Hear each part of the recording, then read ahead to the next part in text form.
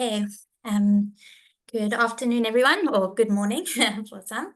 I'll be presenting our study, looking at the challenges of that we had surrounding surface mooring observations in the Agulhas return current that indicated a large ocean temperature bias in satellite and reanalysis products. This study was conducted with Megan Cronin, Marjolaine Kuch, Sebastian Swart, and Juliet Hermes. Laura, sorry, just quickly, the Zoom control is, so hit more and then hide control panel, I think.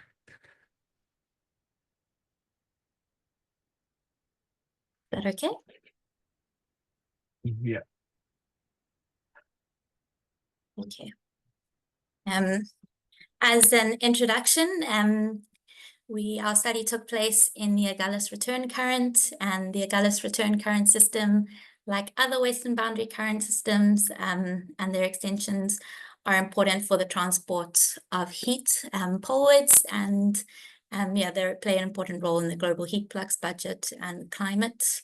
The SST front associated with the Agulhas return current has several known atmospheric impacts, including its influence on storm tracks and the Mascarene High and other important influences there. And these air sea differences above warm fronts are notoriously difficult to model accurately. In this figure here on the right-hand side, it shows the air sea temperature difference at two different snapshots in time, and you can quite clearly see the role that the current plays there. And really, in this region of the world, we have a lack of in-situ observations, and especially air sea flux observations to establish the accuracy of reanalysis and SST products used to estimate fluxes in this part of the world. And in November 2010, an air sea flux mooring was deployed just on the inshore edge of the Agulhas return current. Unfortunately, very unexpectedly, just 48 days after the mooring was deployed, the mooring line broke loose and the mooring began to drift in the Agulhas return current, where it was eventually retrieved again in March 2011. The figure over here just shows the trajectory that the mooring took after it broke loose, and the C's and the T's show the crests and troughs in the Agulhas return current that were part of the mooring's trajectory. The objectives of our study were to evaluate the accuracy of the reanalyses and global SST products in the region of strong SST gradients, to establish the contribution of the net atmospheric heat flux to changes in SST as the mooring drifted eastwards, and then to take advantage of this unique data set collected in a region of strong SST fluxes, which was quite rare in this region. This is the data that we used. So we had the mooring data. We also used GDP drifter data. In this figure over here, we just have a snapshot of all the drifters that were present on one particular day. And then we looked at two different reanalysis products, ERA5 and CFSR, with the ERA5 of 1/4 degree resolution and CFSR 1/2 degree. And then we looked at three different satellite SST products, Ostia, REMS, and CCI, where Ostia and REMS are blended microwave and infrared level 4 products, whereas CCI is an infrared only blended level 4 product. And then we use the CMEMS MADT data at 1/4 degree resolution to look at ocean currents. And then we applied the CMEMS data to the LACE algorithm. LACE stands for the location of the Agulhas current core and edges, as seen as these figures on the right. It looks at the current SSH and the speed to locate the position of the core of the Agulhas current and then its inshore and offshore edge, and is best described in the paper by Rousseau et al. It was found that the reanalysis products compared very well to the mooring data in some of the variables. Over here we have the mooring data in blue in all the figures, and these show the rainfall, the wind speed, and the barometric pressure. And we find that the rainfall events are captured very well. Some other variables, though, were not as accurately captured. In particular, we note here we have the air temperature and the SST on the right, and from the time when the mooring began to drift, which is the purple dashed line, we note that we begin to see these large negative biases in the data. Again, here we have the mooring data in blue, and we note, especially after the mooring began to drift, that we begin to see these large negative biases in the reanalysis data. Despite this, the heat fluxes estimates still show a good agreement. Over here, the figure E, the bottom, it shows the net surface heat flux. And so we began to look at sources of SST bias in the region. Possible sources that we thought of were the geographic location of the mooring, the time of day, weather events, and distance of the mooring from the core of the Agulhas return current.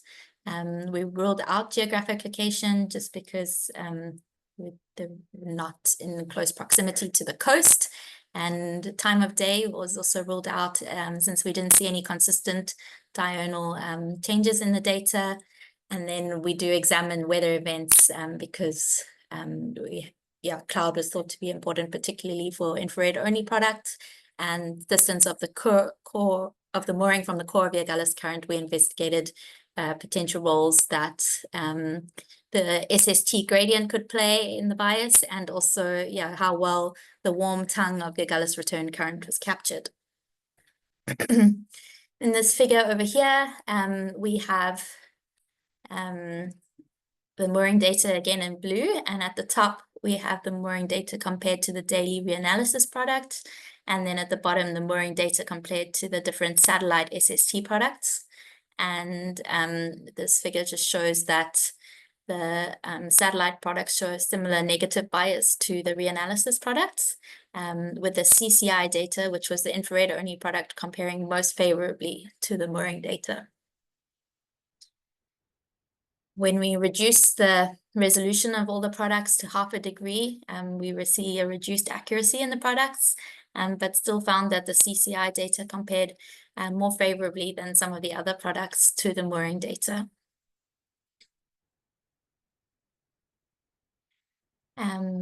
After this, we began to look at the distance of the mooring from the core of the Agulhas current. As I mentioned, interested in whether or not the distance, whether or not the warm core of the current was captured accurately, and the strong temperature gradients. And over here we have the distance of the mooring from the core shown in red, with the black line is the time when the mooring began to drift.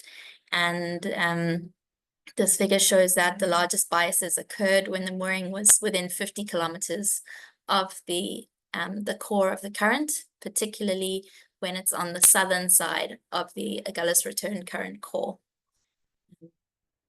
That's also shown in this figure over here. And we see that in both the ERA5 and CFSR products. This figure over here, we are looking at the SST gradient, and we have the bias on the y-axis and the gradient on the x-axis, and at the top is ERA5 and the bottom is CFSR. And this figure shows that in general we see that the biases are larger when the gradient is larger for both products, but perhaps clearer in the ERA5 product than CFSR, because CFSR has a lower resolution, and so perhaps the warm tongue is flatten out and not as well resolved in CFSR. When we look at the drifter data, we see very similar results. At the top, we have drifters within 300 kilometers of the mooring during the time of the deployment, and the bottom is drifters within 100 kilometers of the mooring. And again, to see that larger biases tend to occur when the gradient is bigger. And it's perhaps even clearer in this figure, which shows drifters within 300 kilometers of the mooring during the period of the mooring deployment. Where we see these large negative biases over here on the poleward sides of the Agulhas return current.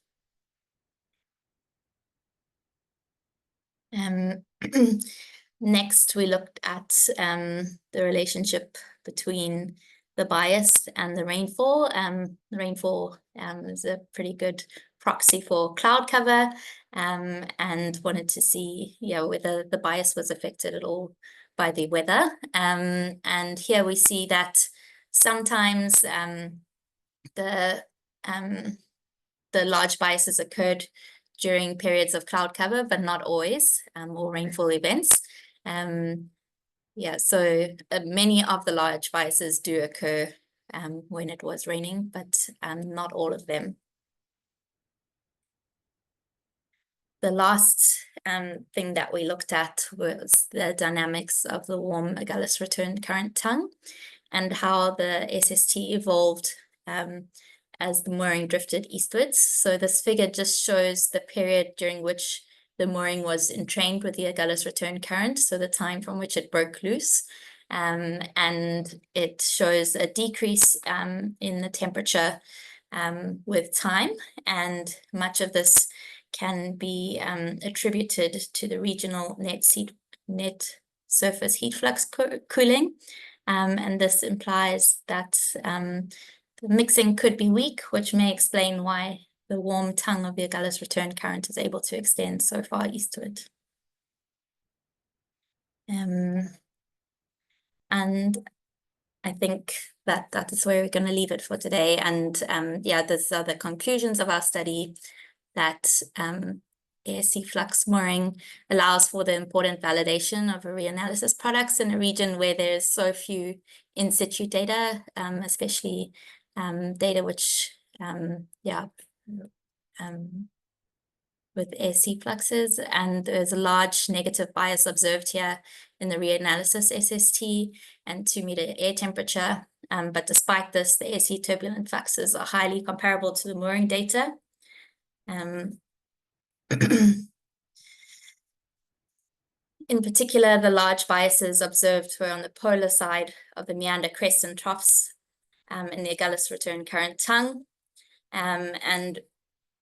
We conclude that SST products with a higher effective resolution could enable a better representation of the Agulhas return current and improve our understanding of regional ASC fluxes. And finally, the impact of net surface heat fluxes on temperature decreases towards the east of the Agulhas return current tongue. Thank you. That's it for now.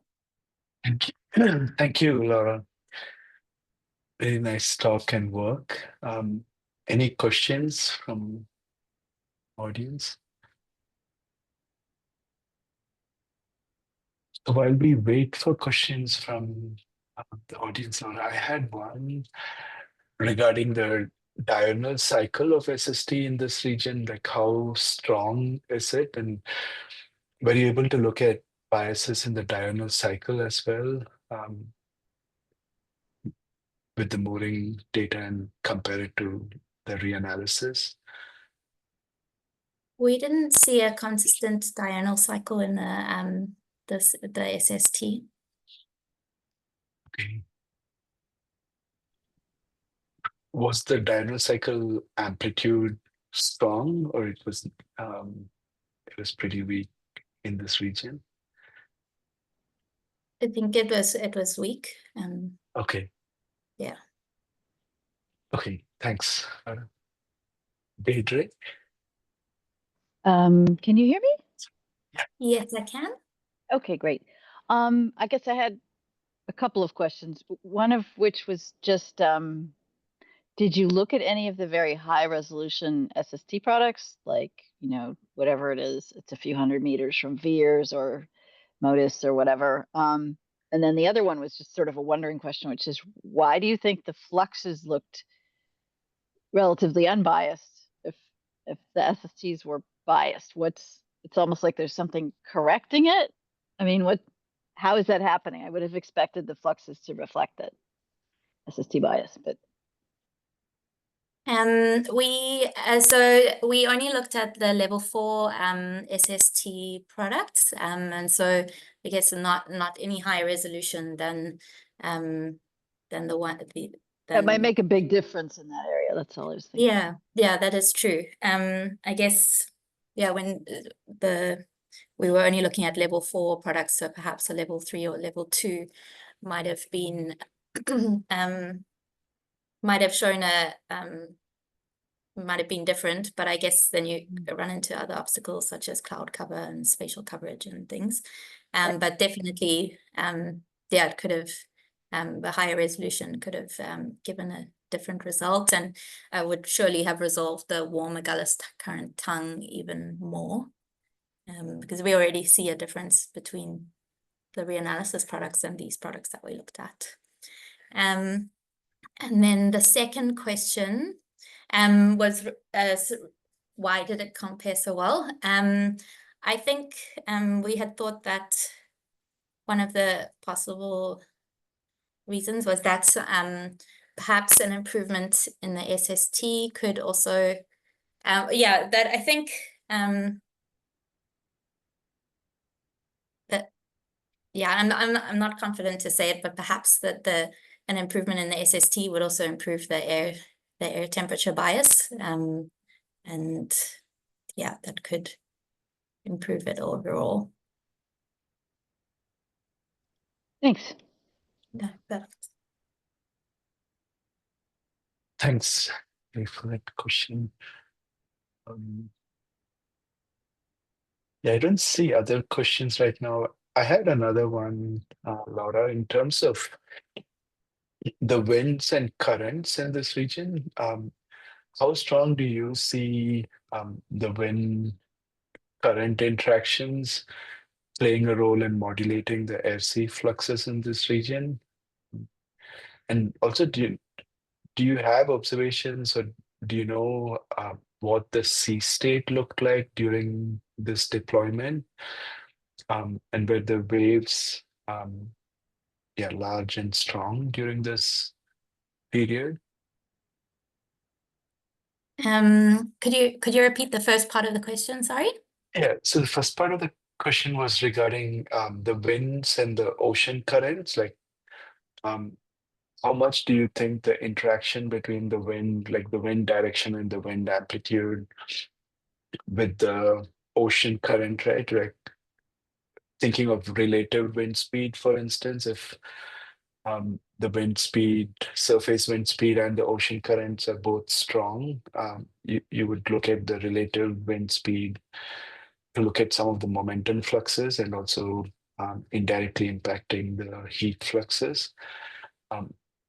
So could you comment on how strong the winds were and the ocean currents were where the mooring was deployed, both during the drifting period and otherwise?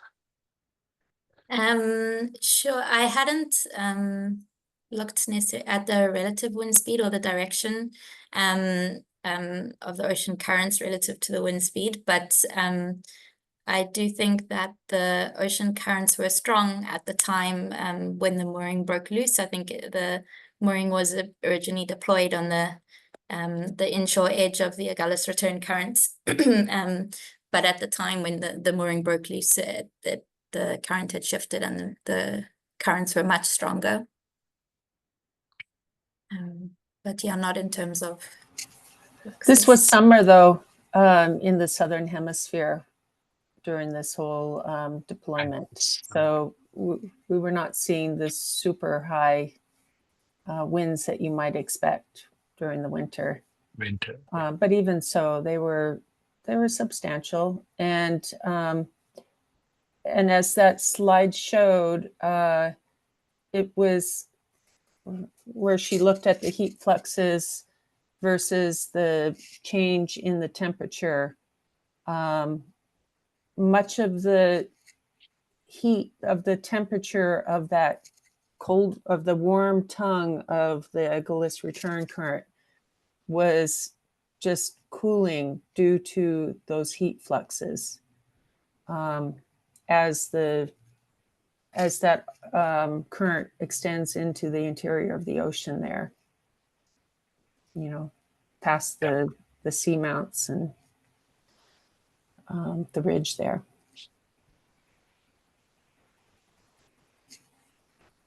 Okay, great. Thanks. Yeah, the second part of my question was regarding the wave state and the sea state during this deployment. Was that something that you were able to observe? Like, was there long swells coming in? How was the wave state, and could that also potentially modulate the air sea fluxes? And is that something you considered? No, I haven't looked at the waves. Okay. Yeah.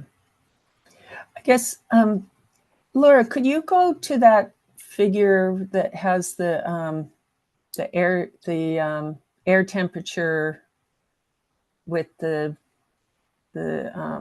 geostrophic, the streamlines of the flow, so you can see how the current really affects the air temp. Yeah, that one. I think that just is so interesting how, at least in ERA 5, the whole stability of the air column and the air temperature is so defined by the sea surface temperature modulations by the front.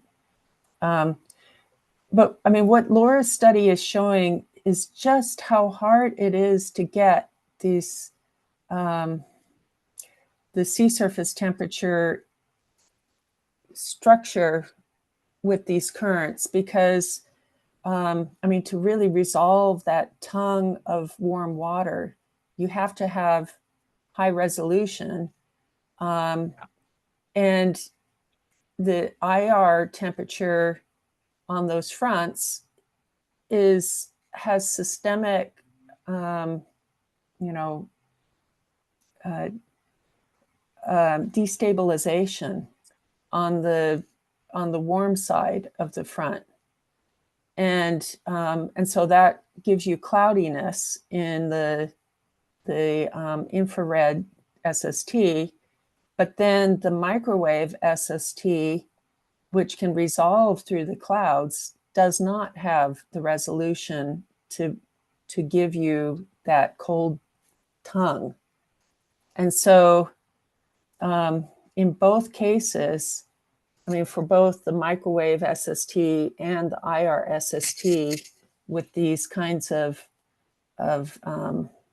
extensions, currents that have a warm tongue of water, you're not really able to get that structure. And so you're missing kind of dynamical features of the current, because you're just washing over that maximum in sea surface temperature.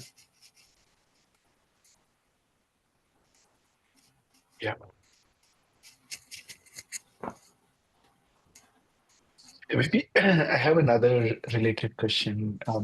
Both to Laura, you, and maybe Megan, also you. How generalizable do you think are these results to other Western boundary current regions, which also show like strong gradients, a strong current as well, right? Like, would you see similar biases in strong Western boundary current regions in other ocean basins as well? I bet that you would see even worse, because you also get land influences in the northern hemisphere, potentially.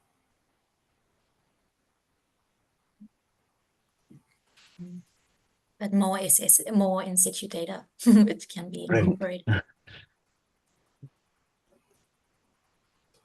Yeah.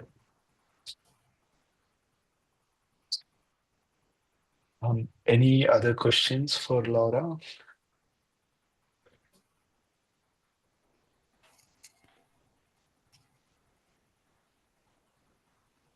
Okay. Yeah, I don't see anyone else raising their hands or anything in the chat, Laura. Thanks a lot again. Great. Can I Yeah, just say go ahead. something? Yeah, go ahead. So those data are all publicly available, and Okay. let me just bring up that link to that and put that into the chat. It's very so- thought-provoking because I'm thinking, you know, high-resolution SSD, but then there are clouds, and then you start thinking, well, could you use something else? Could you use altimetry? But then you're limited. Well, I don't know. You could try and map SST to surface height from SWAT. That might give you some information. Yeah. Yeah. We actually have, I mean, it's unfortunate when these moorings break, but in the Keo mooring, we also had a similar experiment where the fully loaded surface mooring broke and got caught up in the Kuroshio chat. And so it would be interesting to do a similar analysis with that data set. Yeah. So if anyone is interested in that, let me know. And I would love to be involved in that analysis. Great.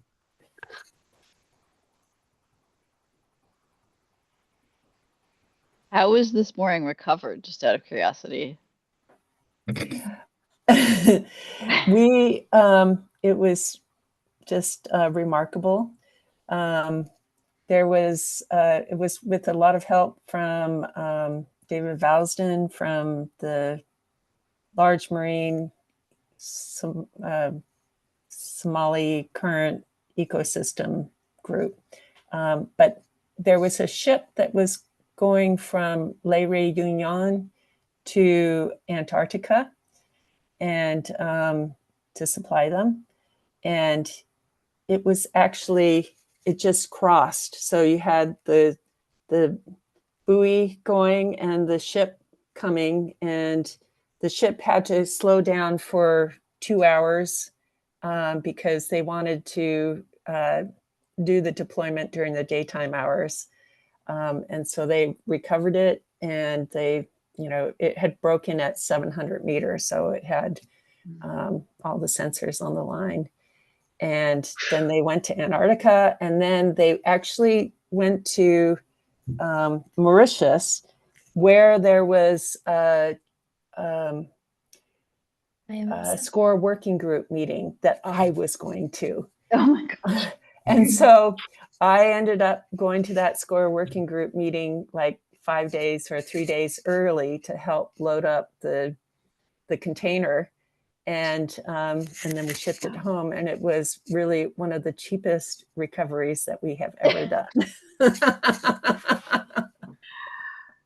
It crazy. was amazing, just amazing. Yeah. Wow. Yeah.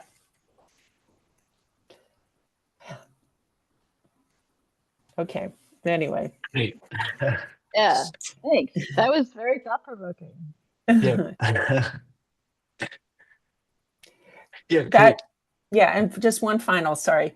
That mooring also has a CO2 system on it. And so that data set has not been mined for all of its information, really. Okay, that's it. No. great. Thanks a lot again, Laura, and hope you feel better soon. Great. Thanks, everyone. Next week, we will have the discussion about the NASA Decadal Survey and plans for the next decade in terms of NASA satellite missions. Please join. I think Sarah Gilly will be back moderating that. Great. Thanks all. Thanks again, Yeah. Laura.